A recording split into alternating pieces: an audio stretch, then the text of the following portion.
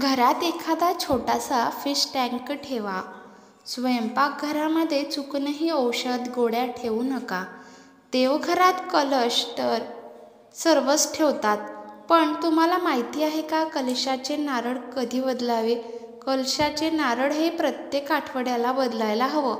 कुलदैवताच्या वाराला किंवा मंगळवार हा दिवस शुभ मानला जातं. नारळ प्रत्येक आठवड्यात बदलणे शक्य नसेल तर किमान महिन्यातील प्रत्येक पौर्णिमेला तरी बदलावे. टॉयलेट व बाथरूमचा दरवाजा नेहमी बंद ठेवा. घरात नेहमी सकारात्मक गोष्टी बोलाव्यात. आरडाओरडा किंचाळून कधीही बोलू नये.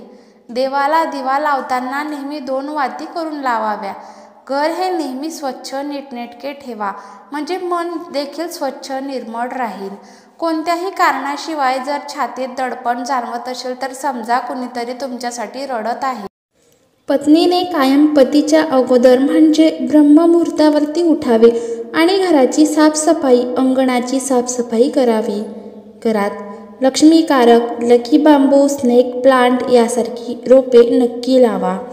जेवणाचे ताट तयार करताना महिलांनी ताटामध्ये कधीही 3 पोळ्या वाढू नयेत. आपल्या शास्त्रामध्ये असे सांगितले आहेत की आपले पूर्वज हेच सांगतात, कारण 3 पोळी कधीही सुतक असलेल्या ठिकाणी वाढली जाते. नॉर्मल दिवसांमध्ये 3 पोळी एकसोबत वाढू नये. जर तुम्ही मुंग्यांना मारले तर तुम्हाला धनहानी होऊ शकते. सायंकाळी लक्ष्मी आगमनाच्या वेळेस आपल्या घराचे खिडक्या आणि दरवाजे उघडे ठेवा. रोज झोपण्यापूर्वी आपल्या पतीच्या तळहाताला नक्की स्पर्श करा, कारण स्त्रीच्या तळहातावर देवी लक्ष्मी वास करत असते. आपल्या घराची समृद्धी वाढवणे हे आपल्याच हातात आहे. धर्मशास्त्रात प्रातःकाळच्या स्नानाला फार महत्त्व आहे, जे सकाळी 5 ते 6 दरम्यान केले जाते. त्याला देवस्थान म्हटलं जातं. याने घरात समृद्धी येते.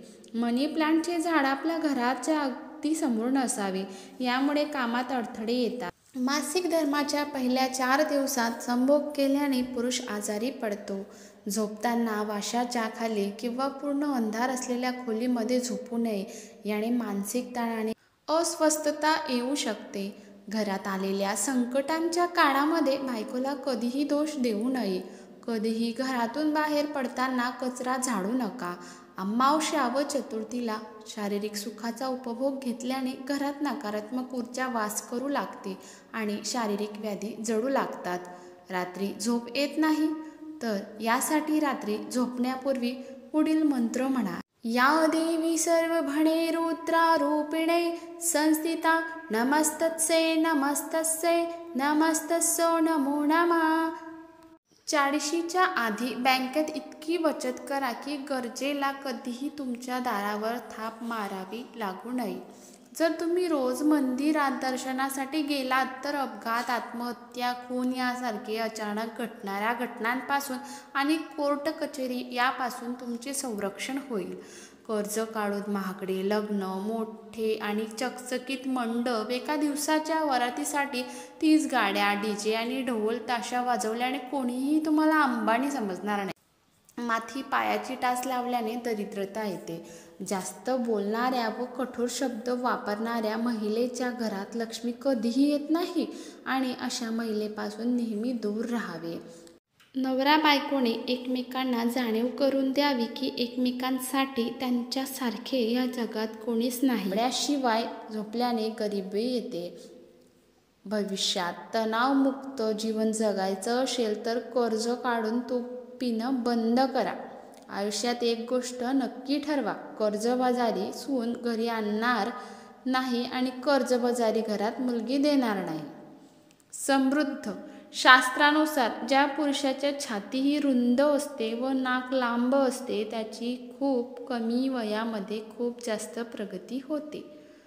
दररोज संध्याकाळी घरात कापूर व 2 लवंग, 1 वेलची नक्की जाळा. पोळी केल्यावर तवा नेहमी उभा किंवा टांगलेला ठेवावा. उलटा तवा कधी ठेवू नये. आंघोळीनंतर अंगाला तेल लावल्यामुळे दरिद्रता दूर होते. कपड्यांना छिद्र पडणे अथवा लवकर फाटणे, चपला एका बाजूने झिजणे हे घरामध्ये वाईट दिवस येण्याचे संकेत आहे. जी महिला तुमची शत्रू असून देखील तुमची स्तुती करते आणि पाठीमागे द्वेष करते अशा स्त्रीपासून कायम दूर राहावे. अशा महिलेचा राहू बलवान असतो. एका स्त्रीने आपल्या कुंकू दुसऱ्या स्त्रीला कधीही देऊ नये किंवा दुसऱ्या कोणाकडून उधार घेऊ नये.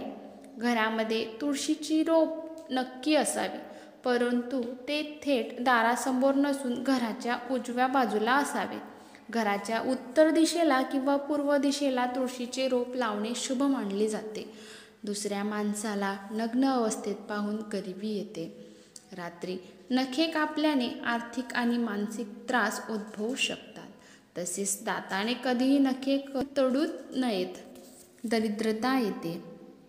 रोज प्रत्येक पत्नीने नियमितपणे आपल्या पतीसाठी प्रार्थना केल्याने पतीच्या वाईट गोष्टी, संकटे देखील दूर होतात.